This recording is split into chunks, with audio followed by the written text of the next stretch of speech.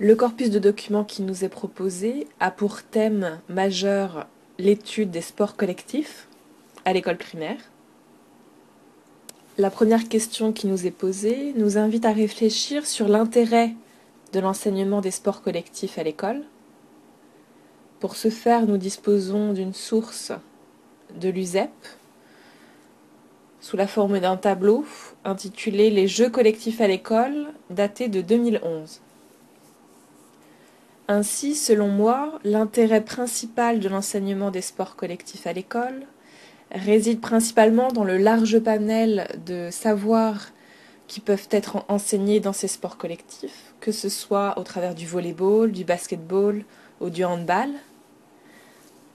En effet, au travers d'une progressivité des apprentissages au travers des 3 cycles de l'école primaire, les sports collectifs vont permettre de travailler plus particulièrement 3 éléments. En premier lieu, les actions motrices, qui vont par exemple aller des actions motrices simples au cycle 1 à des actions plus spécifiques au fil du temps jusqu'au cycle 3.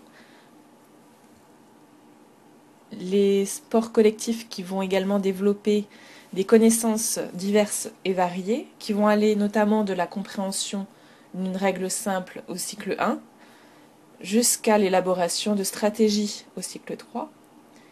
Et la dernière compétence développée au travers de ces sports collectifs va être celle en lien avec le socle commun notamment, et la compétence numéro 6, sociale et civique, au travers des relations avec les autres qui sont développées. Il s'agit notamment de faire accéder aux élèves l'acceptation d'un jeu commun entre les élèves au cycle 1, sur un jeu en autonomie avec un respect, une acceptation des décisions collectives au cycle 3.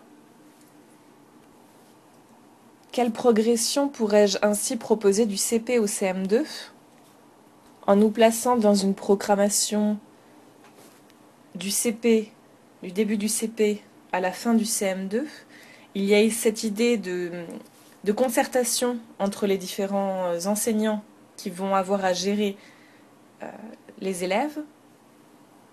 Cette concertation qui devra s'établir lors de la réunion du conseil des maîtres.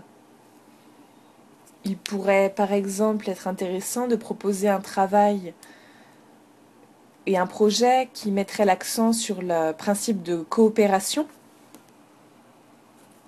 L'accent serait alors mis sur des éléments tels que le respect mutuel dans les jeux collectifs, le fait de s'engager dans l'action, d'accepter la relation de coopération, la possibilité aussi pour les élèves de travailler sur la compréhension de leur rôle, du rôle qu'ils ont à jouer dans l'équipe, la finalité étant de leur faire travailler sur cette notion d'autonomie, d'initiative, de relations sociales. Donc ces compétences qui sont issues du socle commun, et la finalité étant de leur permettre de devenir finalement les citoyens de demain. La deuxième question m'invite à définir la conception que je peux avoir de l'apprentissage des sports collectifs, notamment pour l'exemple d'une classe de cycle 3. Le sport collectif que j'ai choisi pour illustrer mon propos est le handball. Ma démarche d'apprentissage se situera ainsi en cycle 3 et plus particulièrement en CM2. De prime abord, je serai amenée à proposer une situation d'entrée que j'intitule l'esquive ballon. Donc il s'agit d'un jeu sur un terrain de 6 mètres par 6 qui sera délimité et qui sera adapté selon les réussites. Le matériel sera le suivant, c'est-à-dire 2 petits ballons en mousse, ainsi que des maillots, des chasubles de couleurs pour chacune des équipes. Ces équipes qui seront au nombre de 2 et constituées chacune de 8 joueurs. Les objectifs de ma situation d'entrée sont les suivants. Il s'agit d'utiliser des actions simples dans une action collective, également de jouer différents rôles, que ce soit défenseur, attaquant ou arbitre, de s'orienter dans un espace défini et pour finir de comprendre et de respecter des règles. Donc le but pour les attaquants, c'est-à-dire les tireurs qui sont à l'extérieur du terrain délimité de 6 mètres par 6, est de toucher le plus de lapins possible sur le temps donné, ce qui leur permettra de s'attribuer 1 point par touche de volée.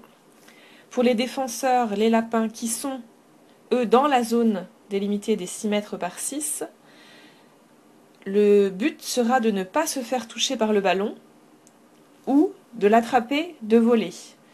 Et pour cela, ils verront attribuer 2 points de moins pour les tireurs.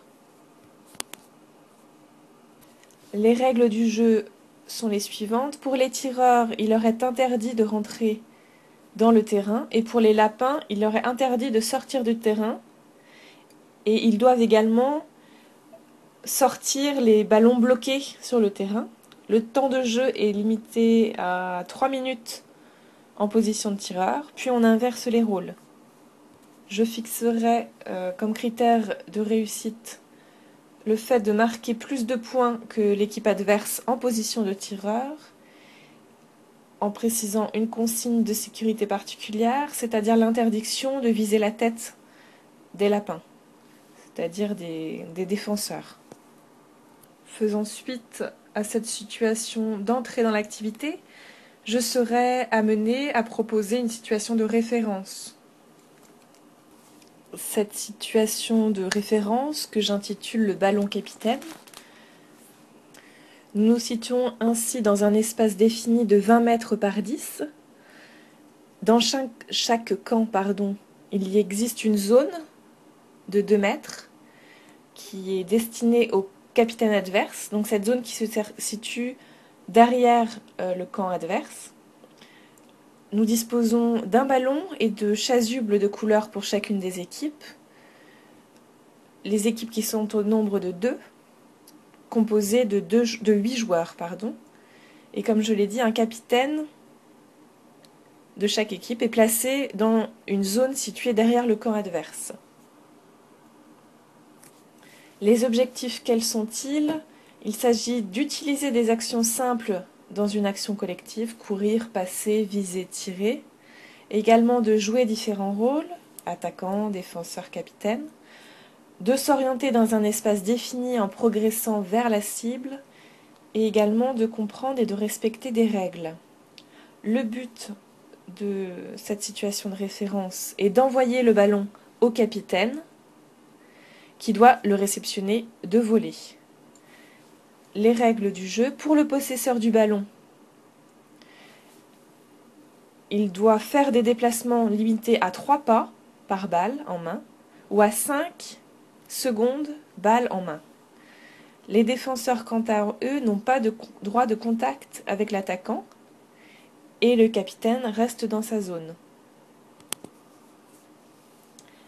Je définis pour cette situation de référence un critère de réussite. Dans un temps donné de 8 minutes, il s'agit de marquer plus de points que l'adversaire.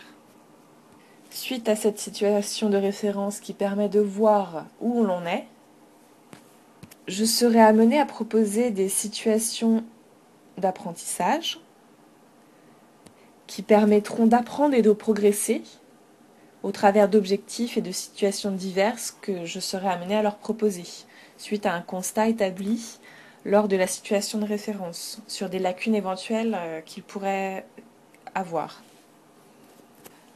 Ainsi, l'un des écueils que je pourrais constater au travers de cette activité handball serait visible notamment au travers des passes qui seraient réalisées lors de la séance de référence.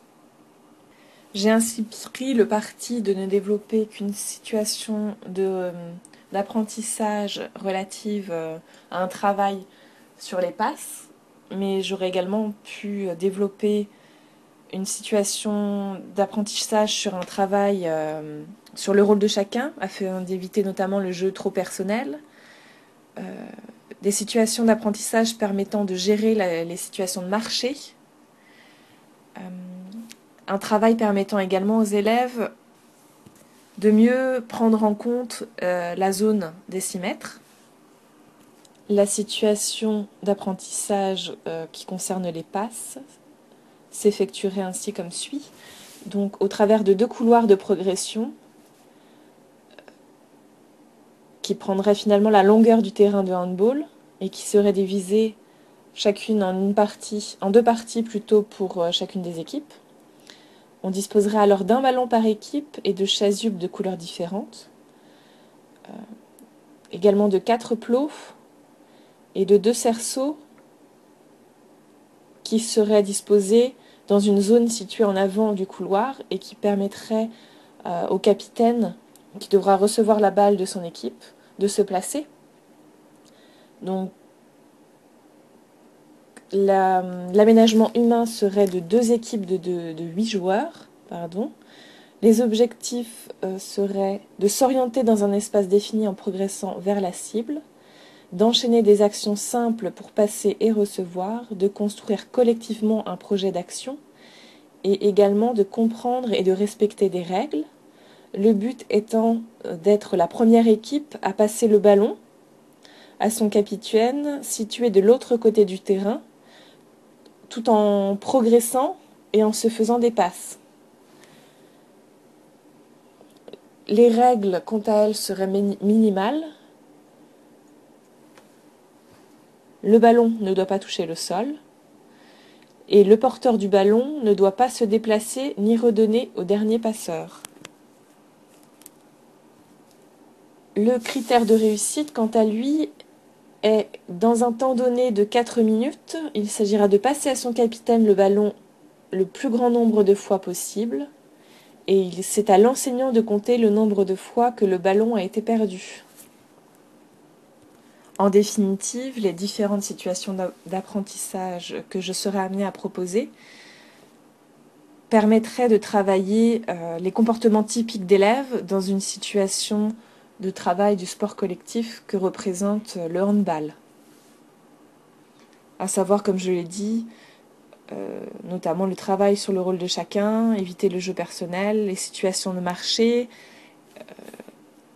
améliorer les passes dans l'équipe, prendre en compte la zone de 6 mètres, etc. Pour finir, la 3e question nous invite à prendre connaissance du commentaire d'un maître formateur au sujet de l'Ultimate. Je dois ensuite proposer des situations permettant d'organiser une progression de la simple manipulation du frisbee à la mise en place du jeu l'Ultimate. Dans un premier temps, la première séance, le premier travail que je serai amenée à proposer à des élèves que j'imagine être en cycle 3, plus particulièrement en CM2, se situerait en lien avec l'élaboration des règles du jeu pour aboutir à l'auto-arbitrage. Cette phase devant permettre à tout à chacun de s'impliquer dans le projet et de comprendre finalement les règles en les créant. Par la suite, je proposerai des situations qui permettront de travailler sur les techniques de lancer du frisbee, en proposant notamment des situations qui permettront de travailler la précision, la force, la direction du lancer, le mouvement du bras, le placement du corps, la précision qui pourrait être travaillée en visant les objets, la modulation de la force également qui pourrait être travaillée afin de trouver le bon équilibre entre force et précision, les critères de réalisation qui pourraient également être affinés afin d'entrevoir le meilleur positionnement du corps dans l'espace et les mouvements les plus adéquats pour lancer, la finalité étant de permettre la mise en place du jeu de l'Ultimate lorsque les situations d'apprentissage auront permis de travailler tous ces éléments précédemment évoqués. Je vous remercie de votre attention.